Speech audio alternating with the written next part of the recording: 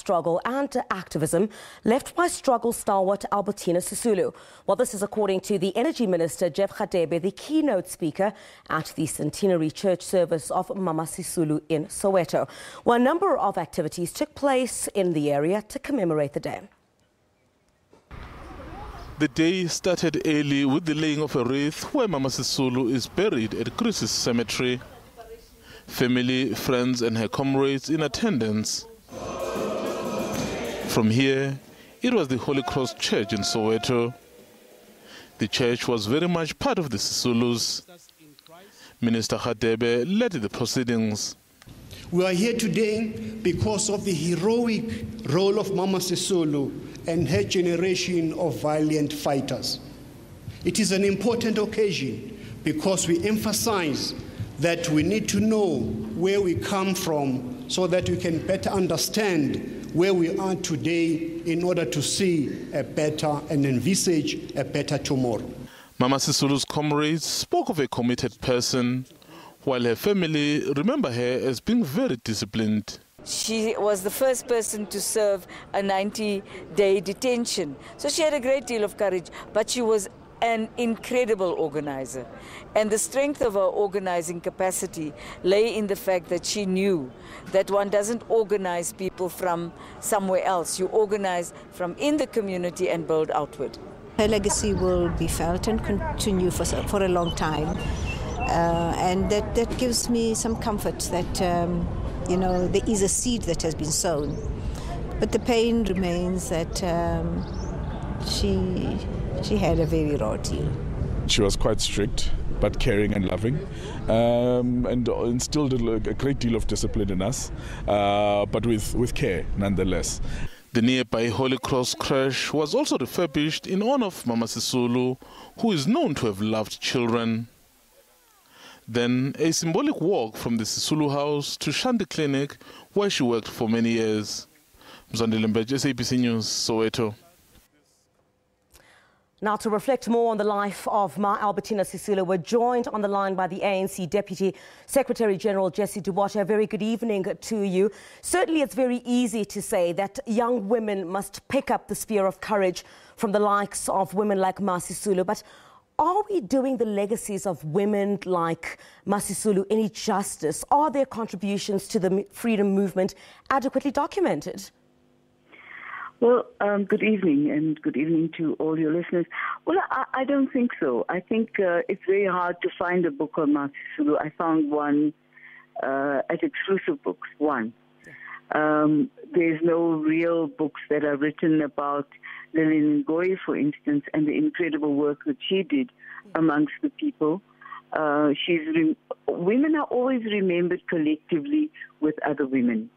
So we know a lot about what happened during the 1956 march and who marched there, but what we don't really know is the unsung heroines who made that march a possibility.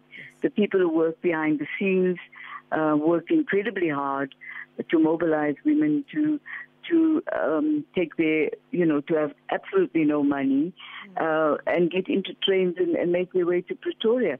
So I think that, no, our literature, certainly our history, doesn't even document women warriors in our country.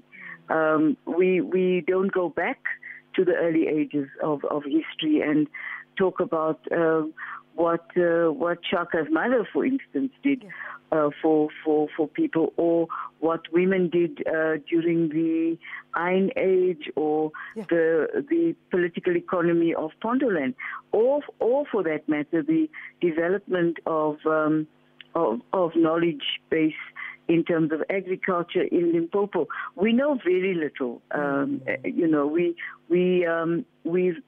So our legacies are built on the modern verse and knowledge of those who worked with Ma Sisulu. So it's by word of mouth.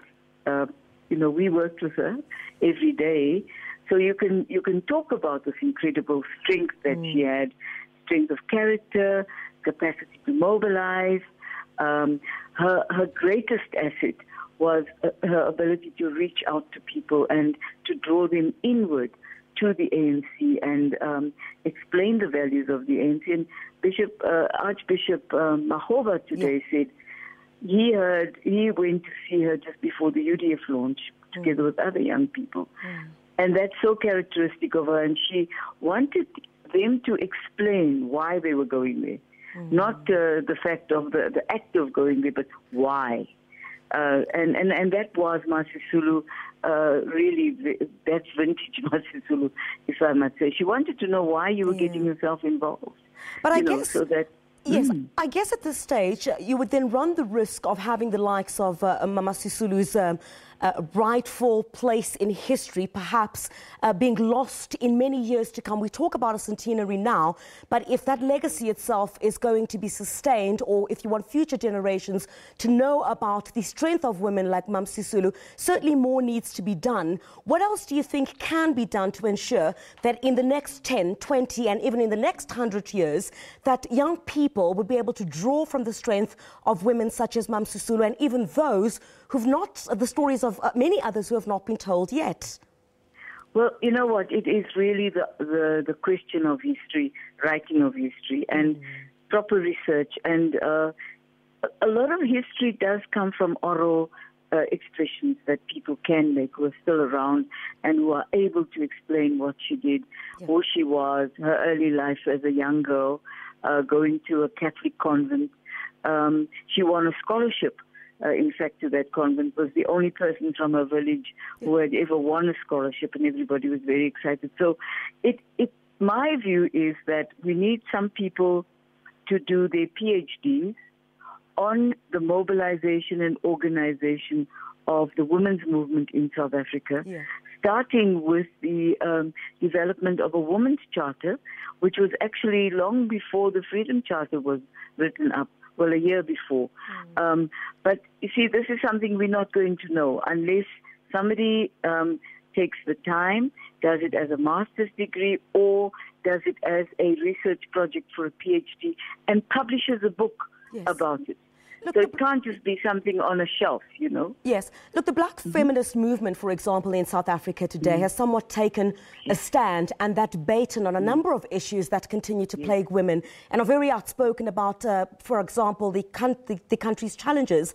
What can those women learn from the likes of Ma Sisulu? Stay the course. If you believe in something strongly enough, don't veer from the course. Don't be diverted. Don't be bullied into going in a different direction. Don't allow yourself to be called a bully, because the obvious reaction by patriarchs is to call women who are strong and assertive bullies, instead of saying they're strong and assertive people. Even women call other women bullies. And the problem is that we become distracted. For instance, I am greatly admiring the way in which women are speaking out against rape and violence. And the reaction towards Cheryl Zondo's court case is remarkable. It certainly is a way for women to mobilize and organize against how the courts react to rape and how women are perceived who have been violated. And so I think stay the course. Ma Sisulu believed in staying the course. You didn't get distracted. You didn't do too many things at the same time. You did what you knew what to do best and stuck with it until you reached a particular goal. The ANC's Deputy Secretary General Jessie Duarte joining us this evening. Thank you very much for your time indeed.